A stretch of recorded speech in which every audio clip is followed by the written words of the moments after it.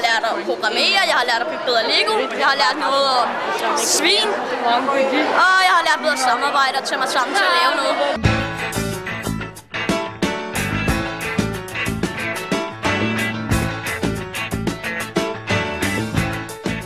Det er en spændende proces, fordi det er jo første gang i skolehistorien for sådan nogle elever, at de får lov at arbejde selv i en meget, meget lang periode med et projekt, som ikke har et bestemt fase, når de slutter. Der er ikke en bestemt køreplan for, hvordan man skal arbejde og hvad man skal lave. Man får en meget det, der hedder en åben problemstilling, som er på et ret højt niveau i forhold til, at man går i 7. klasse. Og det skal man så forholde sig til, og så skal man i en gruppe. I vores klasse er vi delt ind i 3 grupper, bestående af cirka 8 elever hver gruppe, som så skal arbejde sammen og lære at arbejde sammen uden lærerstyring og løse det her problem og løse de opgaver, der er.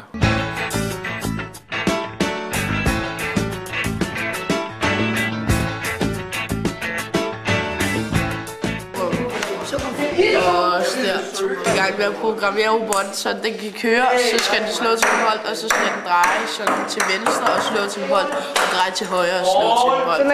Jeg er i gang med at se videoen om FLL, hvad det er, vi skal lave, hvordan banen er stillet op og sådan.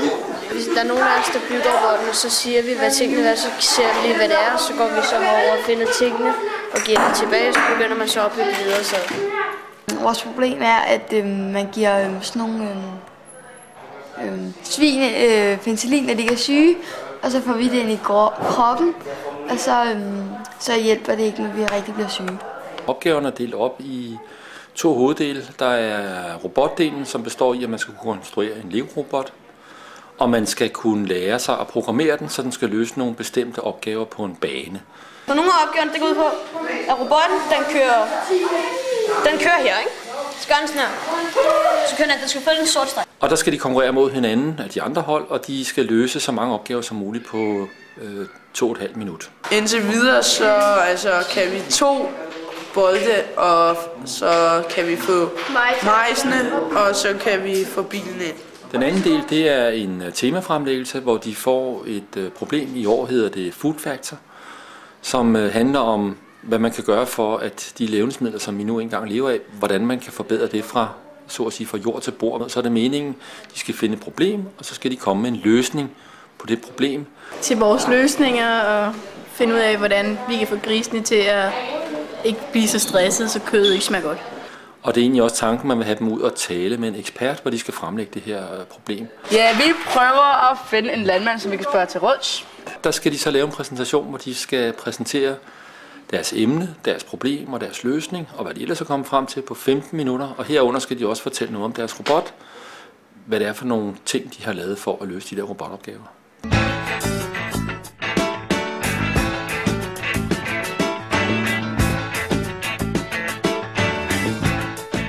De fleste starter med ikke at have lavet lektien derhjemme med de ting, vi skulle med at finde de der ting hjemme i køleskabet. Og så mig og Joachim havde lavet det, og så valgte vi bare græsk yoghurt, på grund af, at vi var nogle af de eneste, der havde lavet det. Det er jo rigtig sjovt sådan at kunne lave noget anderledes og så videre. Men noget af det, der gør det svært, er at gruppen nogle gange er nogle dage, hvor man bare ikke gider at lave noget, og så bliver de andre grupper mindre engageret. Hvad vil vi så lave på? Hvad vil vi så lave? Ja, YouTube og det der, som vi gjorde i sidste time, eller hvad? Hvad skal I lave? H.C. Hallo, giv dem til de andre. Det er klart, at hvis man går ind og laver lærerstyring, så kommer det meget hurtigt til at ligne almindelig undervisning. Det kan have sine fordele og sine styrker. Man kan også vælge den vinkel, som vi har valgt i vores team og lægge på dem, det er, at det er eleverne selv, der skal køre det her. De skal selv lære, og vi lærere skal så optræde som konsulenter i relation til grupperne. Måske burde du overveje for en gangs skyld at lave fakta. Du skal jo også lave fakta og præsentere noget på selve dagen. Det gør noget ret. Ja, men hvis der er ikke nogen, der alligevel gider at gå derover, så kan han jo lige så godt gøre det. Ja, så jeg gør det for vel. Vi er i gang med at finde ud af, hvad for nogle emner vi skal have lavet om. Det der fra jord til bord, og alt hvad vi skal lave i de der opgaver, der står inde på hjemmesiden, vi skal lave. Så er vi i gang med at lave skema over, hvem der laver hvad. Jeg er hen og fortæller om, hvordan vi arbejder med projektgrupper ude i mit arbejde. Det burde vi ikke have her i nu. Først skal vi finde problemet, før vi kan begynde at lave løsninger. Sætte dem på tavlen, så vi ved, hvad vi er i gang med, hvad vi mangler og hvad der er færdigt. Vi har lært dem lidt om noget projektledelse og lidt om noget, hvordan man er som person, hvad man er god til og sådan nogle ting, og hvordan man laver gruppesammensætninger. Så har vi også stillet det godt op med logbog og sådan noget, med de andre, der sidder deroppe og skriver.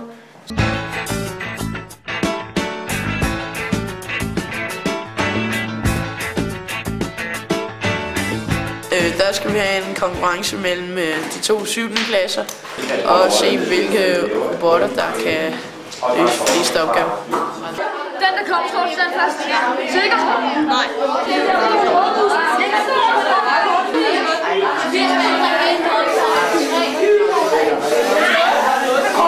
Ja, vi skulle fremlægge for hinanden alle 3 grupper, og så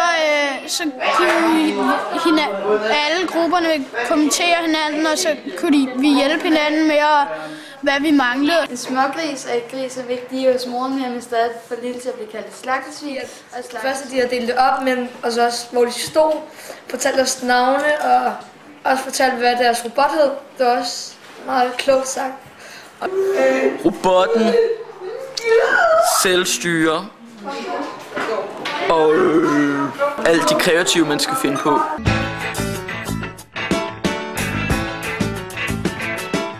Velkommen til 500 elever, som kommer fra alle mulige skoler rundt om i kommunerne. Jeg er spændt på det hele, hvad numre vi bliver, og om vores robot klarer det, om vores præsentation går godt, om vi kan huske det hele.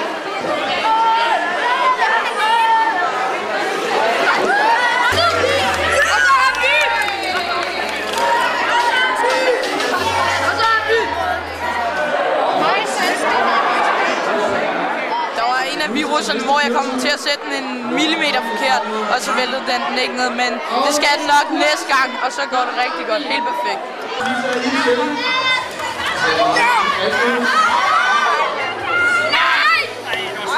Den er så sej, altså. Det er spændende, ja. Det gik bedre, da vi øvede, men ikke så godt. Det gik ret dårligt. Der var næver på i starten.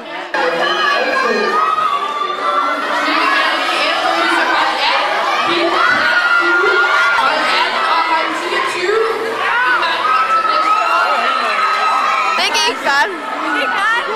Ja, meget bedre end de 2 andre gange. Meget bedre. Vi fik mejsene, vi fik bilen, vi fik 1 virus, 2 viruser, og vi fik begge bolde. Og vi hører de grønne robotter.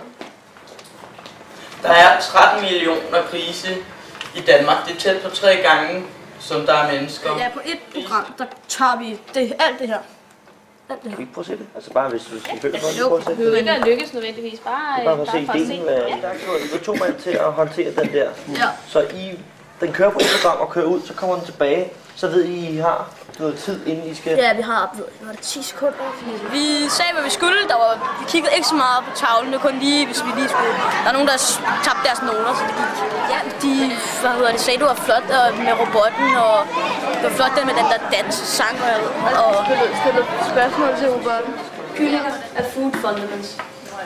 Det tager cirka 35 til 45 dage, og så er den klar til slagtning. Håndledet skal kunne dreje rundt, sådan at de der knive kan komme hele vejen rundt om tarmene, og både få det hele ud på en gang. Få de der majs, vælte begge boldene, få de bakterier, og få den der bil ind i start. Hvorfor har I valgt lige akkurat den rækkefølge at løse opgaverne i? Jeg var ude til, i hvert fald min gruppe var ude til det der om onsdagen, hvor man så noget om de forskellige opgaver, der man løste. Og jeg synes også, at den løsningsidé, model med armen er interessant. Det skal I have stor credit for, at I kommer frem med en teknologisk løsning på problemet. Jeg kunne sige, at der var sådan lidt tøven om, hvem der lige skulle gøre hvad. Men det jeg jo ikke ved, det er, om der er en årsag til det. Er det muligvis, fordi der er nogen, der er syge, og så skal man måske løse en ny opgave? Ja. Det var ikke en helt rigtig præsentation. Altså, vi havde lavet op på noget, og nogle af de der dias var slettet. Ja. Og så havde vi rykket rundt, men... Ja. Hvordan kan det være? Hvorfor? Fordi vi valgte den forkert, da vi skulle gå i gang.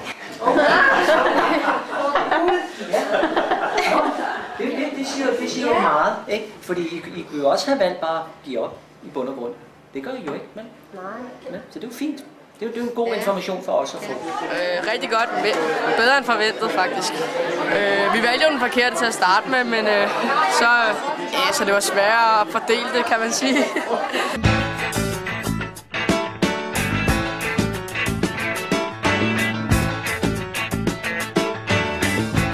Så prisen for First League Champion går til hold nummer 8.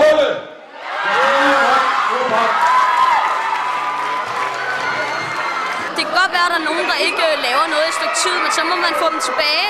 Man må fortælle, hvad de skal lave, og så må man selv begynde at lave noget. Og så skal man arbejde sammen om at lave de forskellige emner. Dommerne, de bakker også op på en klokken. Jeg synes, det er et smadret godt projekt. Man kan se, at børnene de er engagerede, og de får en oplevelse, som jeg vil sige, at det er næsten ligesom ude i det virkelige liv. De er faktisk også ret dygtige til at finde løsninger på de her ting, og de faktisk selv fundet ud af, hvordan man bruger det her Lego-programmel. Og hvad det vil sige. Og man kan sige, der er måske nogle af dem her, der bliver ansporet til at sige, det her, det kunne være interessant, det kunne man måske lave til en levevej sidenhen.